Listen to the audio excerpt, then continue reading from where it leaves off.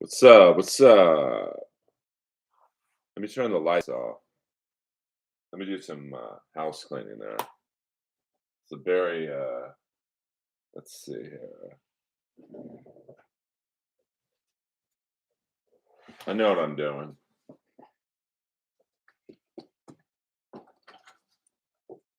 There we go. Hold on, one more. Let me go one more, one more.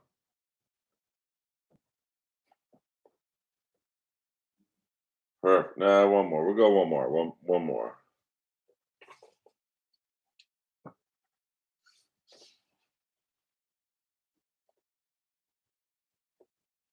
Fuck yeah.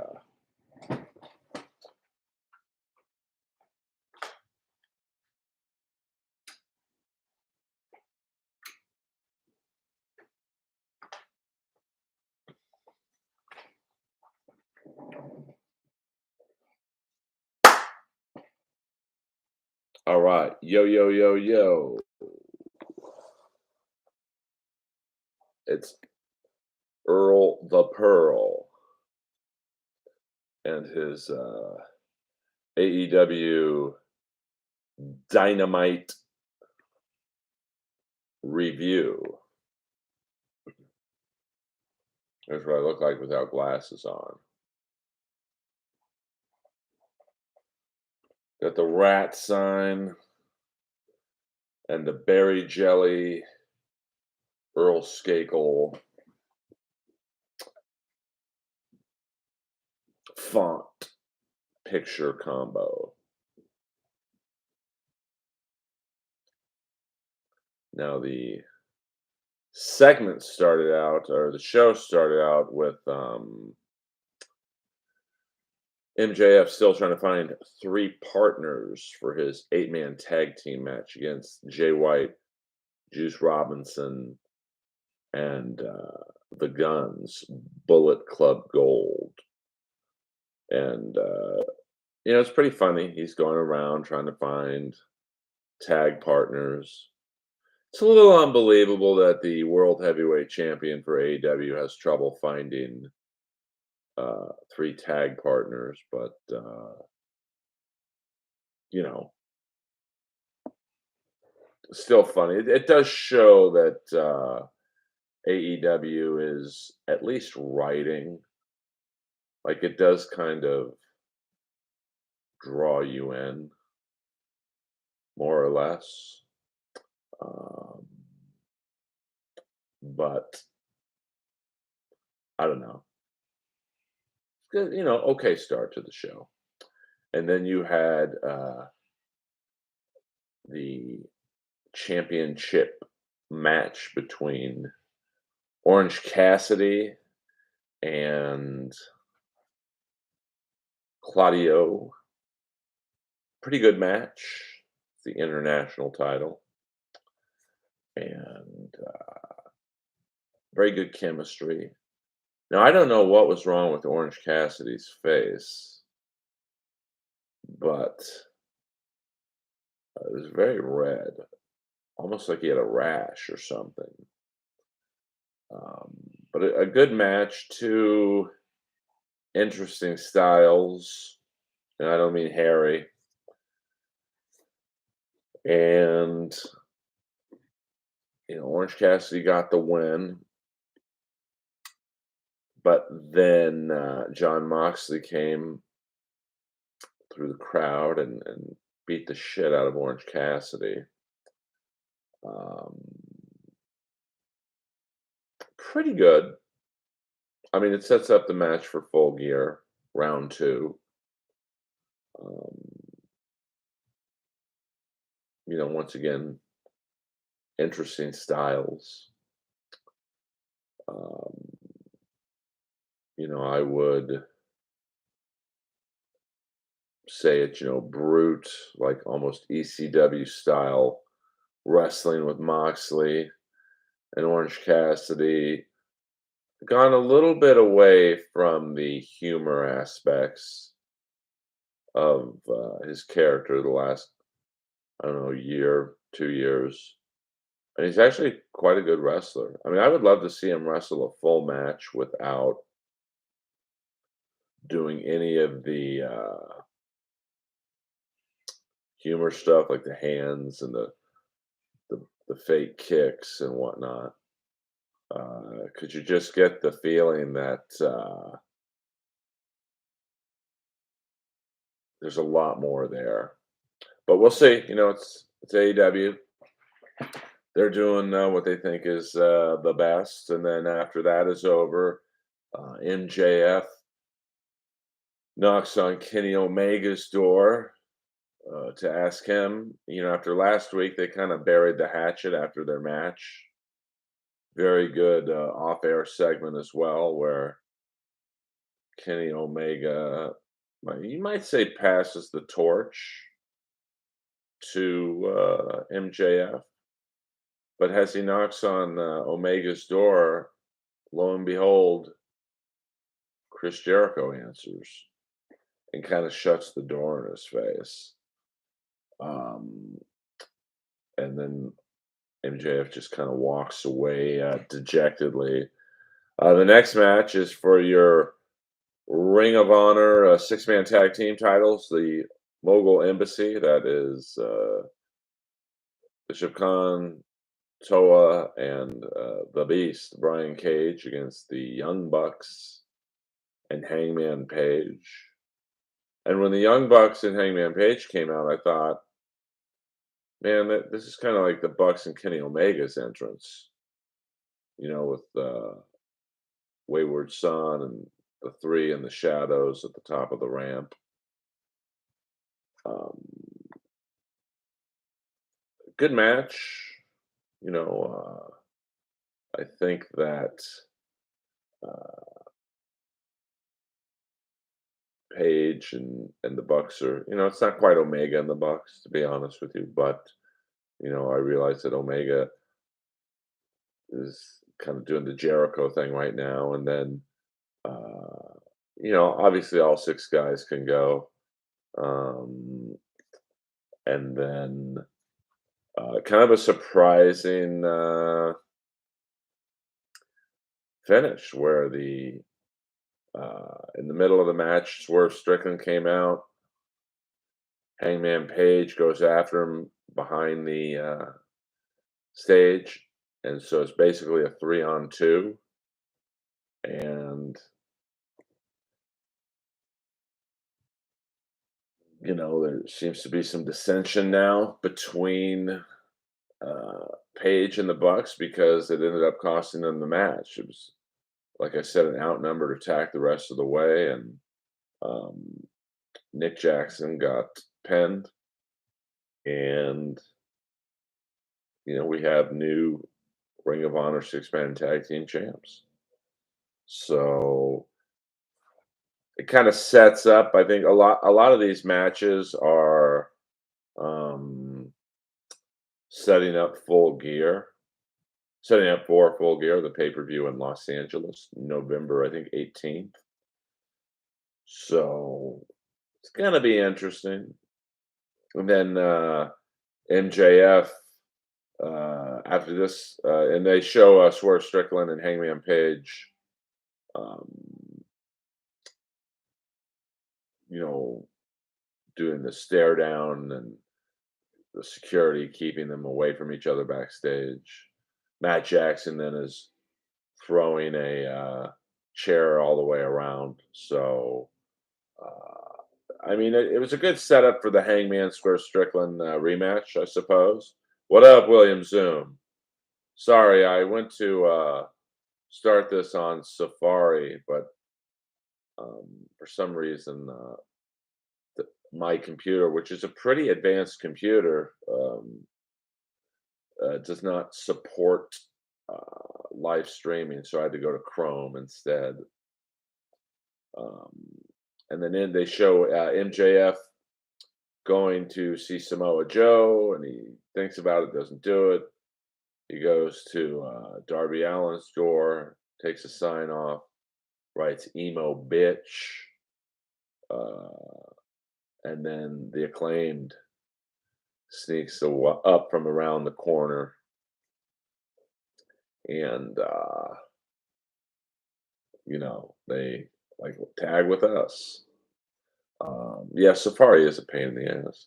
I mean, I have like a state of the art iMac. It should have no problem doing a live stream for YouTube on Safari, but then I went to Chrome and it worked right away.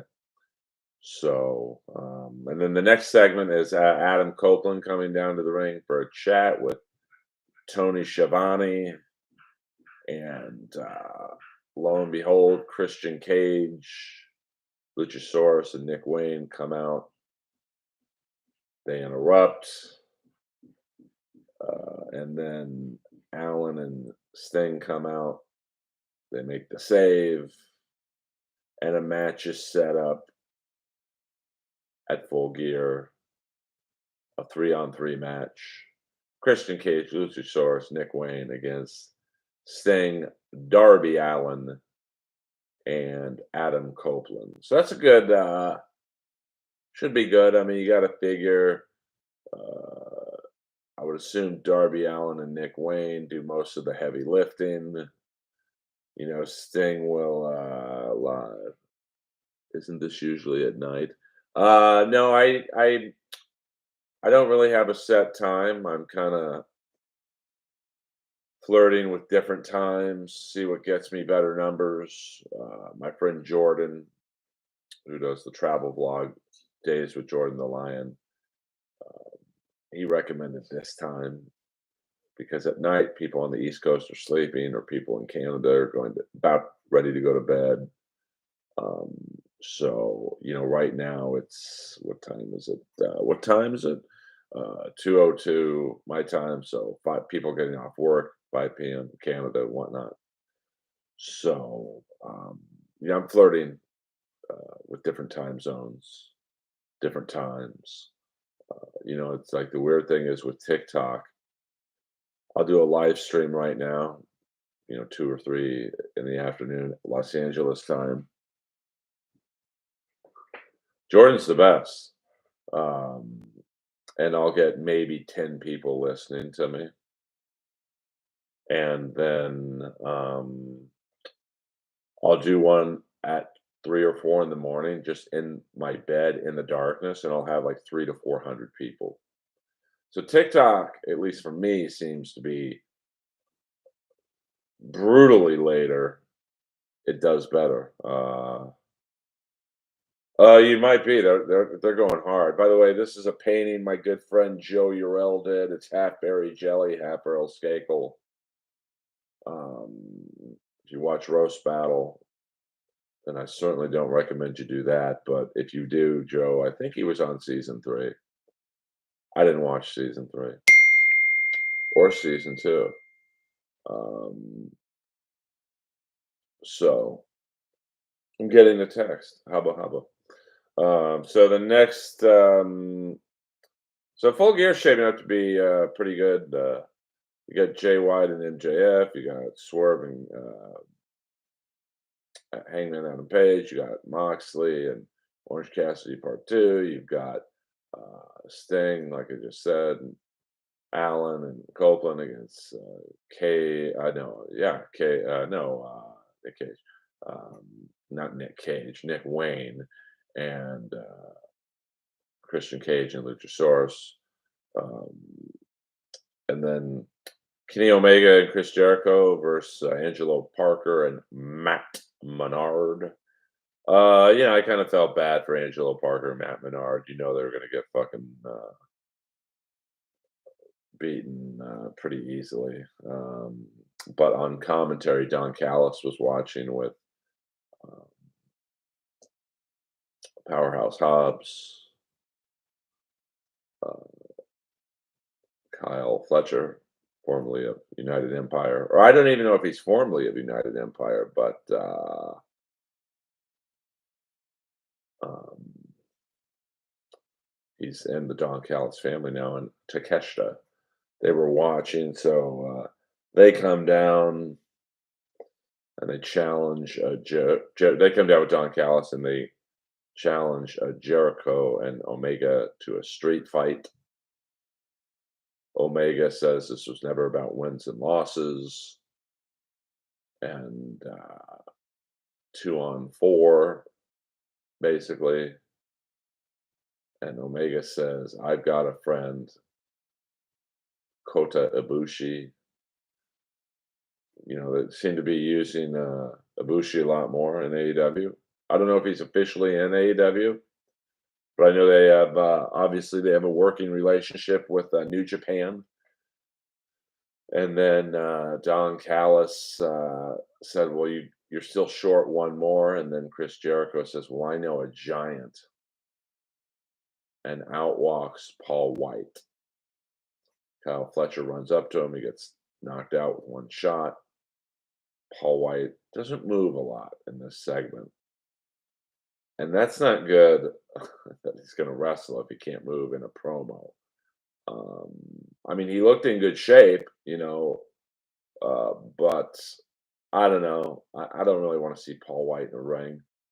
I mean, I'll assuming he'll get like the Sting spot where he'll just come in, do the bare minimum, and he's owed that.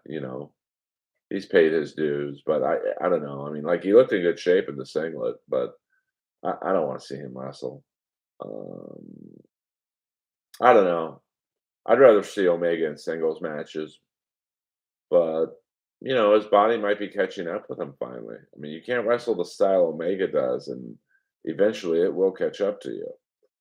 Same thing with Will Ospreay. You can see even slowing down a little bit because the style is just so crazy. I'm not down with TikTok. Yeah, yeah. I mean, I don't know.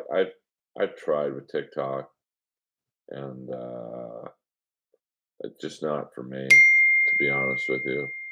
Um, but I'm very popular right now. Um, yeah, I just think TikTok's for the younger generation. They want like sketches and shit. I don't do sketches. I'm stand up.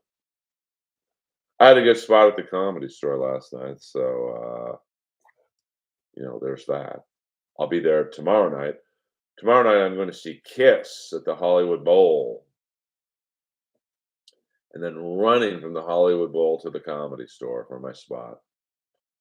Now, post break of the Omega um, Jericho segment, they go back into the locker room, and this alludes back to what I said about Hangman Page and the Elite.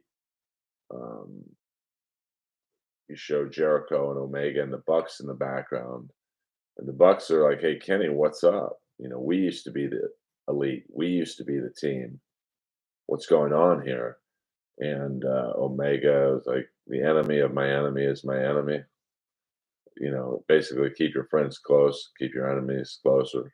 Because the Bucks were like, Jericho's a traitor, and Omega was like, "No, no, I'm keeping him close for a reason." So that's something to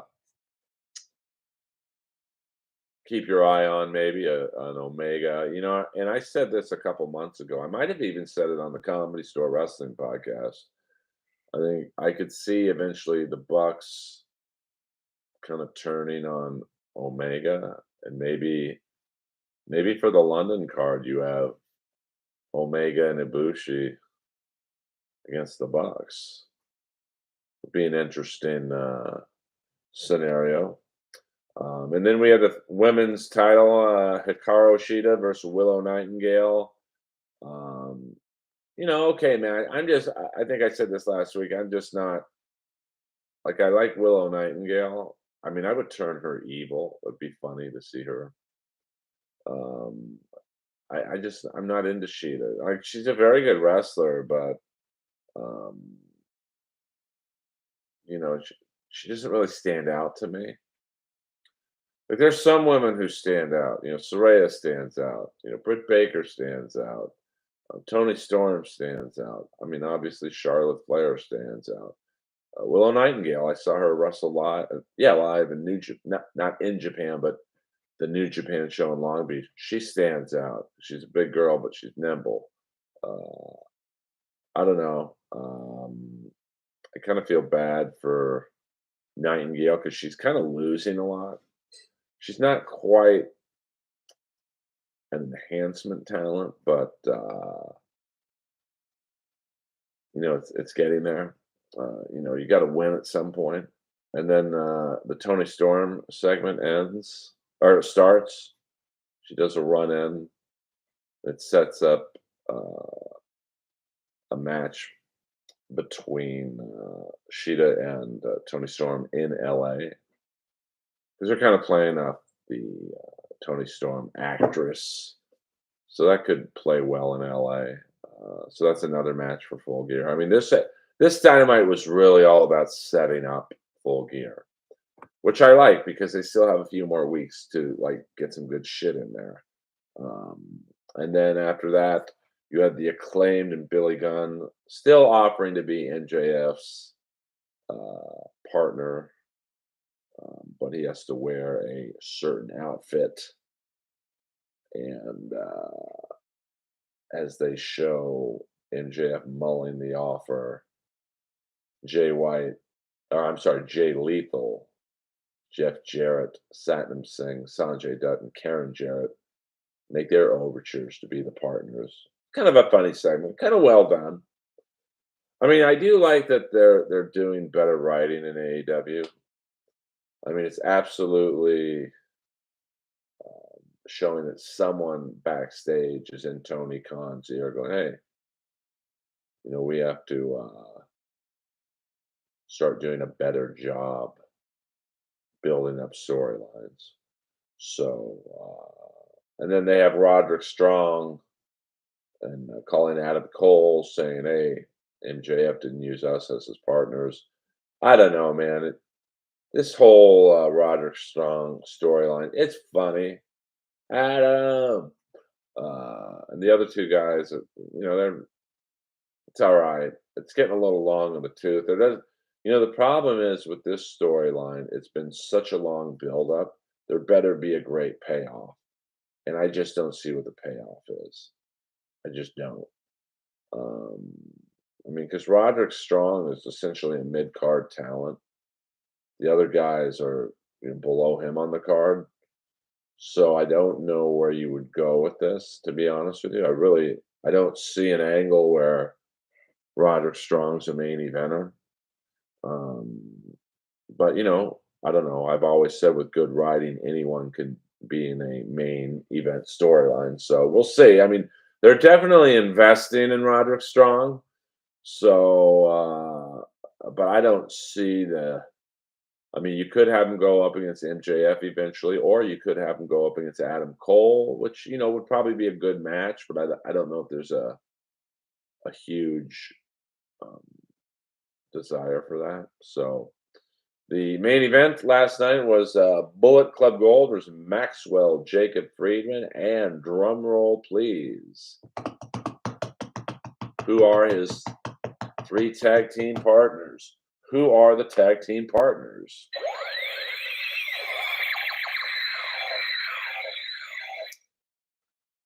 And it turns out his tag team partners are the Acclaimed. Um, Good 8-man match. Everyone got in some offense. Um, the teasing of the scissoring with um, MJF and the Acclaimed was throughout the match. MJF, of course, came out in um, Acclaimed attire, which was kind of funny to see, all pink. And once again, this is a build up for Jay White and MJF at Full Gear, basically. Um, I give it about a B plus. Kind of weird to see Billy Gunn beating the shit out of his kids. Um, and then at the end, kind of a surprise. Jay White hit MJF with the switchblade and pinned him 1, 2, 3. So I mean, it's an 8-man tag, so I guess technically you can't say Jay White beat MJF, but kind of surprising that they would have a clean pin with MJF losing, and then at the end of the match, some general mayhem going on, and then MJF is down. Jay White's about to hit him with the belt. And as he's about to smash his noggin, Max Caster pushes MJF out of the way and takes the shot. And at the end, he goes to scissor MJF. MJF won't scissor him. I can't believe I'm talking about grown men scissoring each other. And then Billy Gunn gets in his face and goes, fucking scissor him. And then they all scissor, big crowd pop. And that's the end of Dynamite. Uh, and then they do some previews for what's going on Rampage. I believe Trent Beretta against Daniel Garcia is the main events. I think the Guns are wrestling somebody I forget, to be honest with you, and one other match, and then Collision. So I think, and I stand corrected. I believe that three-way match between Cage, Luchasaurus, and Nick Wayne, and Sting, Copeland, and Darby Allin. I think it's on Dynamite next week. It's not for Full Gear, so that's building up to something. Let me check the. Let's see.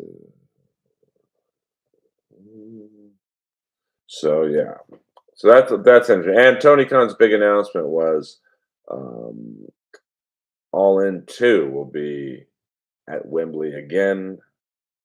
You can buy your tickets, and obviously it was a success. So pretty good Dynamite. Um, I give it a B. It was good for building up for Full Gear. Not a lot of wasted matches, to be honest with you. I mean, every match had a prime objective of what's going to happen in LA November 18th. So I liked it. I mean, the writing's much better in AEW lately. So it's going to be interesting to see the fallout of Full Gear. Um, and so that was it. Dynamite. Um, so tomorrow night I will be taping Rampage because I will be at Kiss, the final Los Angeles show. I almost went to see them last night in Palm Springs, but I had a spot at the Comedy Store because I looked at Ticketmaster and there were not. It was not a sellout. It's kind of a weird. I don't know why they would play Palm Springs 2 nights before Los Angeles, but hey, I'm sure it had something to do with the paycheck, the money, honey. So thank you guys for listening, William and Nationalist 818. I'm not sure if that's like a Trump group or whatever, but thank you guys. Let's get the plugs out of the way. I think I know William knows. I'm just Earl Skakel everywhere, baby. And then Patreon, Twitter, Facebook, Instagram, MySpace. If you listen, you can hear the construction. Unbelievable. And then, like tomorrow night, if you're in Los Angeles, I'm at the Comedy Store in the original room at, I believe, 11:45. Come on down if you're local. And I'm really trying to put more product out on YouTube, so I hope you guys enjoy that. And that's about it. It's a kind of a quick review of Dynamite, but I do appreciate it, and appreciate the support through the years, through William and Ross Incognito, and a lot of. I do have a small but loyal group of fans, and that is not lost. By the way, Ric Flair signed a multi-year deal. Breaking news with AEW. His energy drink, Woo, is the official drink of AEW. I believe it's the first energy drink you put up your nose. That's funny. I better write that down. I better write that down. This is unprofessional doing joke writing on the fly, but um, I will because I'm a pro. So I'll do that off air. But thank you guys. If we have any last minute questions, fire them away. Oh, Nationalist gets it. Maybe I come in here to try out new jokes. I mean, I'll do this for you guys since you guys are um, loyal supporters. Let's see. I write a lot of bad jokes, to be honest with you.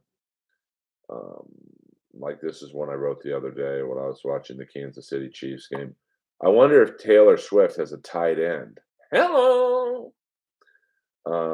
Had a homeless guy give me his PayPal this morning. Pew! Let me know what you guys think of this one. I'll do one more. Let's see. Okay. Um, was driving through Compton the other day because obviously I got lost, and I had no idea they had a Compton airport. And it's like, who the fuck flies into there? Like, I mean, I know LAX is bad, but still, you have a pretty good chance of at least getting to the baggage claim there. Hello. And people are asking me for my jokes about certain celebrity deaths. It's too hot. It's too hot to handle. I can't do it. But I will be doing my Dynamite reviews probably every Thursday afternoon. Normally, because I'm such a night owl, I would want to do them right after Dynamite. But like my friend Jordan said, it's probably too late just because people are sleeping or about to sleep on the East Coast in Canada and the world. They're just, I know I have some fans in London. So, like over in London, it's like 7 or 8 in the morning when it's night here. So in Australia, I think it's even worse. But so I'm doing my best, guys. You know me, I don't do anything the easy way. But and people ask me all the time, do I have any merchandise? Not really. I don't want to be an unknown comic selling merch. That'd be pretty stupid. Um, but uh, I'll wait till I make it. And speaking of merch, I'll plug this band, Mest.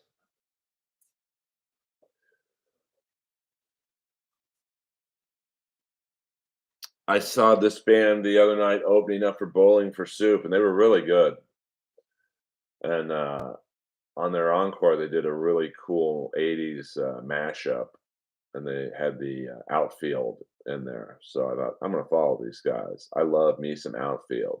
Josie's on a vacation far away. Come around and talk it over. So many things that I wanna say. I like my girls a little bit older. Not in LA comedy, I'll tell you that much. Fucking slobs. People I gotta work with, it's unbelievable. So I love you guys.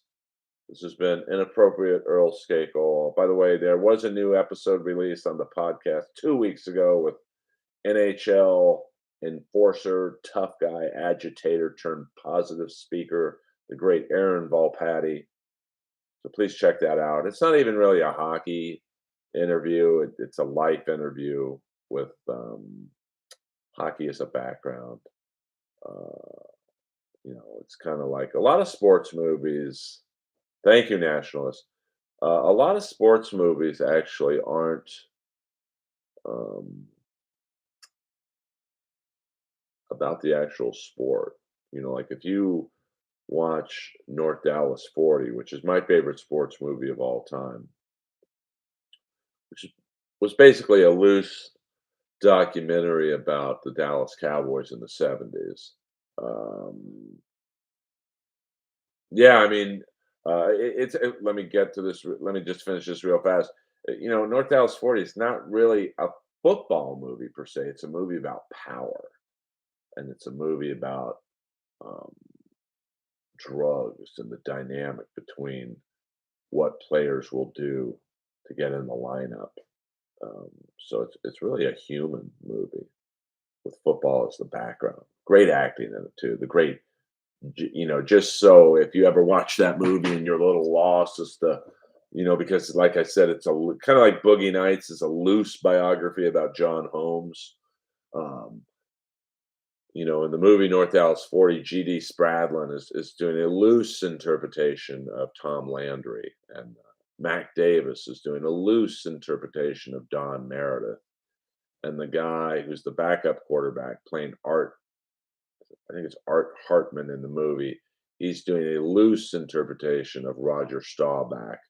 And Nick Nolte is doing a loose interpretation of Peter Gent. Uh, and it's funny in the movie, uh, Peter Gent is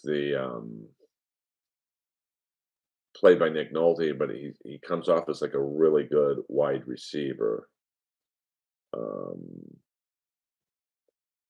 and in real life, I think they had asked Don Meredith about the movie, and he's like, "I played with Peter. If he was that good as he was in the movie, I would have thrown to him more often in real life." So I thought that was funny.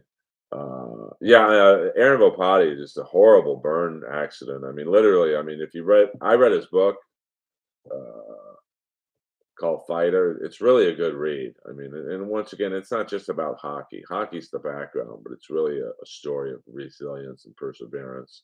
You can get it on Amazon, and I get no cut of the book. It's just a good book and it's a good read. So please get it if you can. And the only other thing I will ask you guys is to please share and retweet this. My YouTube. I'm putting out a lot more content on YouTube, but I still haven't quite cracked the algorithm. Not sure why, because I've done a lot of things Jordan told me to, hashtags and whatnot, and he knows what he's doing. I mean, I think he has like 300,000 subscribers, and like Jordan makes a living off his show on YouTube. And I don't necessarily want to make a living on this, but wouldn't suck to make a few bucks doing something I love. So that is all. And for you new fans who are watching this or will be watching this on the stream later, people ask me all the time, "What have you been in? Where can I watch you?" You can watch Tyler the Creator's The Jellies on Adult Swim, HBO Max. Well, I guess it's called Max now on the Cartoon Network. It's on the Showtime show I'm Dying Up Here. You can stream that for free, I believe. Obviously, I was on Roast Battle. If you go on ComedyCentral.com and put in my name, I think all 5 of my television battles are still up there. And if you're in Los Angeles, please come to the Comedy Store as my guest. Just message me on Instagram at Earl Skakel, EarlSkakel, and I'll make sure you get comp tickets and I'll give you a VIP tour after the show. Get to see a lot of cool areas that most audience members don't get to see. So thank you guys very much. Earl Skakel checking out.